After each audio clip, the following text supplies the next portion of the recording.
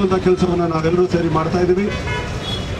ಇವತ್ತು NEET paper leak ಆದಮೇಲೆ ತತ್ಕ್ಷಣವೇ ಸನ್ಮಾನ್ಯ ಪ್ರಧಾನಮಂತ್ರಿಯವರ ಆಫೀಸು ಮತ್ತು ಶಿಕ್ಷಣ ಮಂತ್ರಿಗಳು ಏನು ಕ್ರಮವನ್ನು ವಹಿಸಬೇಕು, ತಪ್ಪಿತಸ್ಥರನ್ನು ಬಂಧಿಸಬೇಕು, ಅದನ್ನು ತನಿಖೆಯನ್ನು ಮಾಡಬೇಕು, ಅದನ್ನು ಮಾಡಿ ತದನಂತರ ಮತ್ತೊಮ್ಮೆ ಯಶಸ್ವಿಯಾಗಿ ನೀಟ್ ಪರೀಕ್ಷೆಯನ್ನು ಮಾಡಿ ಸುಮಾರು 85,000 MBBS ಸೀಟನ್ನು ಯಶಸ್ವಿಯಾಗಿ ತುಂಬಿ ಒಂದು ದೇಶದ ವಿದ್ಯಾರ್ಥಿಗಳ ಜೀವನವನ್ನು ಉಜ್ವಲ ಮಾಡಲು ಒಂದು ಕಡೆ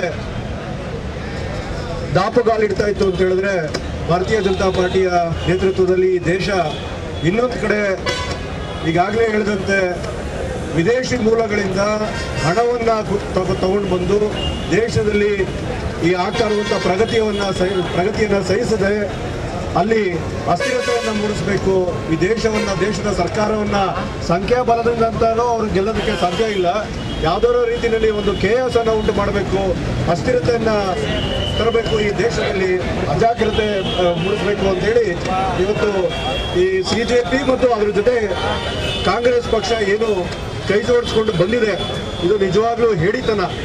ನಿಜವಾಗೂ ಹೋರಾಟ ಮಾಡ್ತಾ ಇರುವಂಥ ಸೋನಂ ವಾಂಗ್ಚುಕ್ ಅವರ ಡಿಮ್ಯಾಂಡ್ ಏನಿತ್ತು ಅದನ್ನು ಕೇಂದ್ರ ಸರ್ಕಾರದ ಪ್ರತಿನಿಧಿಗಳು ಈಗಾಗಲೇ ಹೋಗಿ ಅವ್ರನ್ನ ಮನವೊಲಿಸಿ ಅವರು ಇಟ್ಟಂಥ ಬೇಡಿಕೆಗಳನ್ನ ನಾವು ಪಾರ್ಲಿಮೆಂಟಲ್ಲಿ ತಂದು ಅದಕ್ಕೆ ಸೂಕ್ತವಾದ ಪರಿಹಾರವನ್ನು ನಾವು ಕಂಡುಹಿಡಿತೀವಿ, ಸಂವಿಧಾನದಲ್ಲಿ ಅಳವಡಿಸ್ಕೊಳ್ತೀವಿ, ನಮ್ಮ ಆಡಳಿತದಲ್ಲಿ ಅಳವಡಿಸ್ಕೊಳ್ತೀವಿ ಅಂತೇಳಿ ಅವ್ರ ಜೊತೆ ಒಂದು ಒಳ್ಳೆಯ ರೀತಿಯಲ್ಲಿ ಚರ್ಚೆ ಮಾಡಿ ಒಂದು ಅದಕ್ಕೆ ಸೊಲ್ಯೂಷನನ್ನು ಕಂಡುಹಿಡಿಯುವಂಥ ಪ್ರಯತ್ನದಲ್ಲಿ ಭಾರತೀಯ ಜನತಾ ಪಾರ್ಟಿ ಇತ್ತು ಅಂತ ಹೇಳಿದ್ರೆ ನಾವು ಯಾವುದೇ ಈ ಒಂದು ಸೊಲ್ಯೂಷನ್ ಕೊಡೋದಕ್ಕೆ ನಾವು ಇದಕ್ಕೆ ಪಾತ್ರ ಇಲ್ಲ. ನಾವು ಇದೇ ರೀತಿಯಲ್ಲಿ ಯಾವ ರೀತಿ ಕಾಶ್ಮೀರದಲ್ಲಿ ಕಾಂಗ್ರೆಸ್ ಸರ್ಕಾರ ಇದ್ದಂಥ ಸಂದರ್ಭದಲ್ಲಿ ಅಲ್ಲಿ ಕಲ್ಲು ಹೊಡೆದು ಉಗ್ರಗಾಮಿಗಳ ರೀತಿಯಲ್ಲಿ ಭಾರತೀಯರನ್ನ ಎದುರಿಸ್ತಾ ಇದ್ದಂಥ ಒಂದು ಸಂದರ್ಭ, ಅದನ್ನೇ ಇವತ್ತು ಡೆಲ್ಲಿನಲ್ಲಿ ಇವರೆಲ್ಲರೂ ಸೇರಿ ದೇಶದ್ರೋಹಿ ಕೆಲಸವನ್ನು ಮಾಡ್ತಾ ಇರುವಂಥದ್ದು ಈ CJP ಅನ್ನುವಂಥ ಒಂದು ಕರಾಳ ಒಂದು ಸಂಘಟನೆ ಮತ್ತು ಈ ಕಾಂಗ್ರೆಸ್ ಹೇಳಿ ರೀತಿ ಪೇಪರ್ ಲೀಕ್ ಆದಂಥ ಮಾಡಿಗೆ ಹೋಗಿ ಇವರು ಧರಣಿ ಕೊಡಬೇಕಿತ್ತು.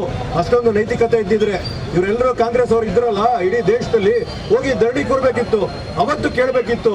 ಅದು ಬಿಟ್ಟು 25 ದಿವಸ ಆದಮೇಲೆ ಅವ್ರು ಹಿಂದ್ಗಡೆ ಹೋಗ್ಬಿಟ್ಟು ಈ ಕಾಂಗ್ರೆಸ್ ಸರ್ಕಾರದವರು ಹೋಗ್ಬಿಟ್ಟು ಅವ್ರ ಜೊತೆ ಧರಣಿ ಕೂರ್ತಾರೆ. ರೀ, ನಿಮ್ಮ ಆಡಳಿತ ನೀವು ಸರಿ ಮಾಡ್ಕೊಳ್ಳಿ, ಬದಲು ಇಲ್ಲಿ 50 ದಿವಸಗಳಾಗಿದೆ, 2 ತಿಂಗಳು ಆಗ್ತಾ ಬಂತು, ಇಲ್ಲಿ ಸಚಿವರಿಲ್ಲ, ಈಗ ರಾಜ್ಯ ನಡೆಸೋದಕ್ಕೆ ಸಚಿವರುಗಳಿಲ್ಲ, ಇಲ್ಲಿ ಶಿಕ್ಷಣ ಮಂತ್ರಿಗಳಿಲ್ಲ, ಪಶುಸಂಗೋಪನಾ ಸಚಿವರಿಲ್ಲ. ಇವತ್ತು KPSCನಲ್ಲಿ ಒಂದೊಂದು ಹುದ್ದೆಗೆ 400 ಹುದ್ದೆಗೆ ಪಶುಸಂಗೋಪನಾ ಇಲಾಖೆಯಲ್ಲಿ 80 ಲಕ್ಷ ಇಟ್ಟಿದ್ದಾರೆ ಅಂತ ಹೇಳಿ ಇವತ್ತು ರಿಪೋರ್ಟ್ ಬಂದಿದೆ.